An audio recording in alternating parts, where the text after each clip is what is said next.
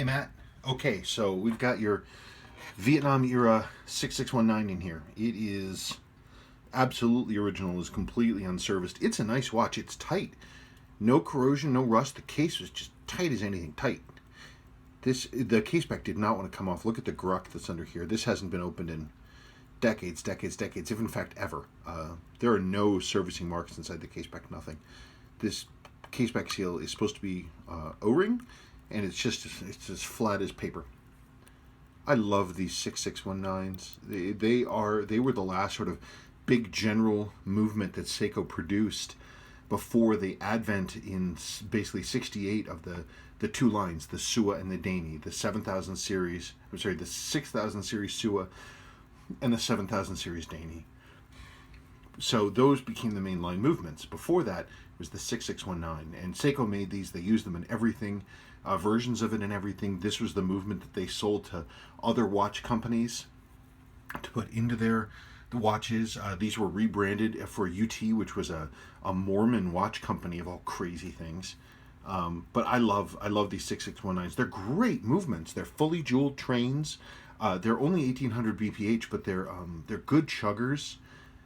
They're nice movements. They don't have a quick set on the day, which is kind of a pain in the butt, but, whatever. It's not running badly. It's original. You can see that it's wobbly and weak, but it's relatively clean signals. These really react well to servicing. They're good, solid. They're a very, very solid design. Very reliable, very basic. This one just needs service. It just needs service. Hang on, let's talk cosmetics, because that's always fun. You had talked about wondering whether the loom was damaged or if we should reloom or any of that stuff. No. Okay, so I can't snap this case back on. I want to do that when I'm not distracted, so we're just going to put that on there and turn it over. These Vietnam era Sportsmatics. I mean, this is the slightly later ones were definitely issued. They were issued to special operations groups, the guys that were operating behind enemy lines in Laos and Cambodia and stuff. They used this stuff. It was unbranded American stuff, and so they wore all this crazy gear specifically to obfuscate their origin. And the later versions of these, the 6619s and stuff, and the 7005s, they were bought in bulk by the Special Operations Group for the MACV Special Operations guys. These weren't bought in bulk, but we know that Special Forces guys wore these things. This watch is from 1967. And these dials were chosen, this style was chosen because it was good in low light. It didn't flash. They loved Seiko because they were waterproof, they were automatic self-winding.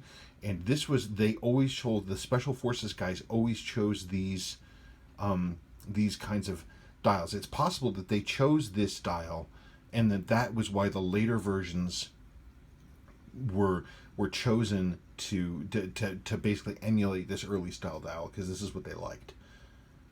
And the 7005 version of this watch was, as far as I can tell, as far as anybody knows, was a custom piece. Seiko made it just for them, because that same casing number normally for that 7005 is normally seen with just a basic civilian dial, except the 7005 version, which is documented in like the book Running Recon, has this style dial. I think it was custom made. Anyway, this is a really nice example. In this green color, that's perfect. This is a great watch. Case is as tight as anything.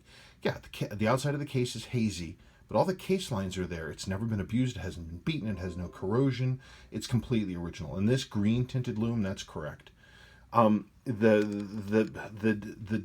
date doesn't move at all, and the crown feels really indistinct. So there's something up with the setting lever in there, but there's nothing wrong with one of these that I can't fix, and it's worth the time.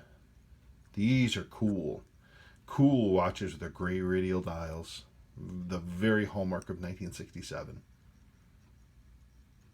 Cool watch.